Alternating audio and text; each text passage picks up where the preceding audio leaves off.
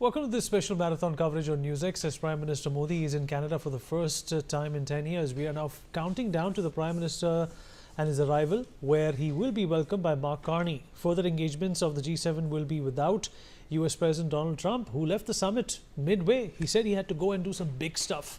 Although before leaving, Trump expressed regret on Russia not being part of the grouping, which Kremlin has welcomed.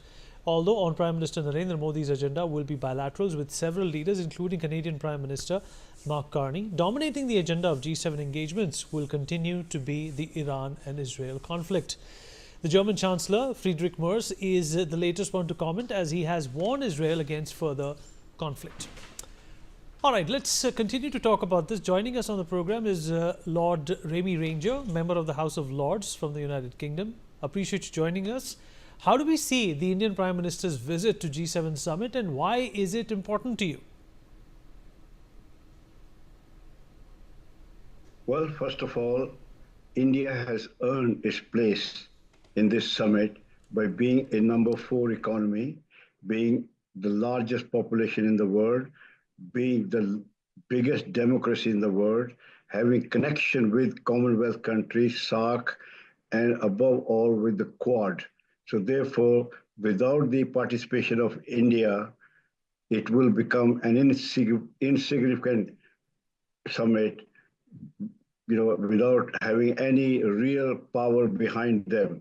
Because India has now emerged as a global power, not only economically, but also as a country which is exporting lots of their engineers, scientists, teachers, IT engineers throughout the world.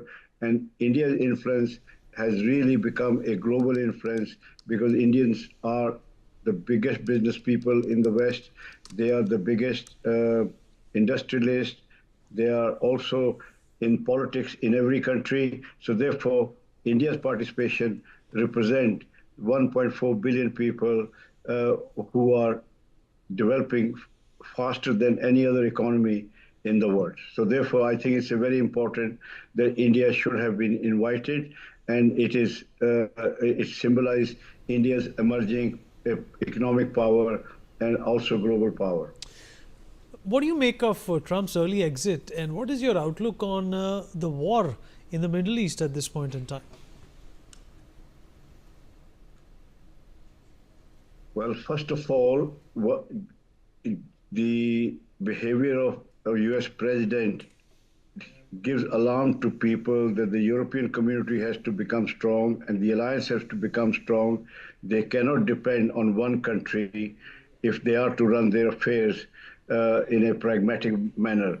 So therefore, it is very important that the new alliances should emerge, and alliances should reflect the emerging power of those countries. There are countries like Brazil, there are countries like India. They should also be given a proper platform so they too can contribute and too can bring their narrative to this summit. So therefore, I think behavior of President Trump, really should be giving alarm to people because he can blow hot and cold. All right. Well, can the G7 move beyond statements and do something significant on stopping the Middle East war?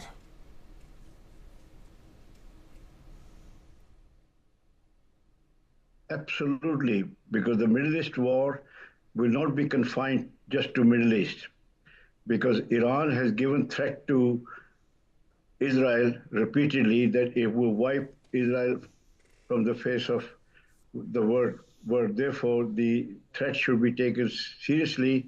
It's a radical regime.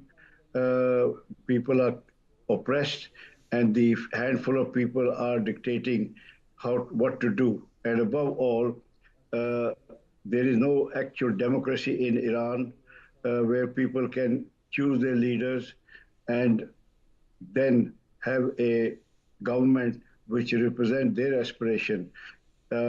Religion is very important to all, but religion does not take us to the level where the rest of the world is growing.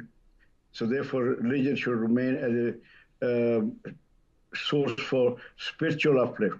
not to control people, not to keep women at the disadvantaged position, because by doing that, you really cannot move forward, because women play a very important role in this world, and having uh, the strength of women along the strength of men will complement the growth and the development of a country. So I think Iran has to be taken seriously, and the world has to unite.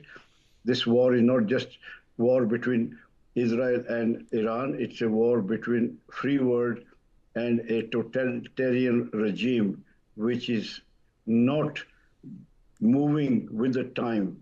With the time is now, we have to have a rule of law. We have to treat everybody equal. We have to give people a secular and democratic country. You cannot discriminate people on the basis of their race, religion, or gender if you are to progress as a nation. So I think Iran is a threat to the world peace.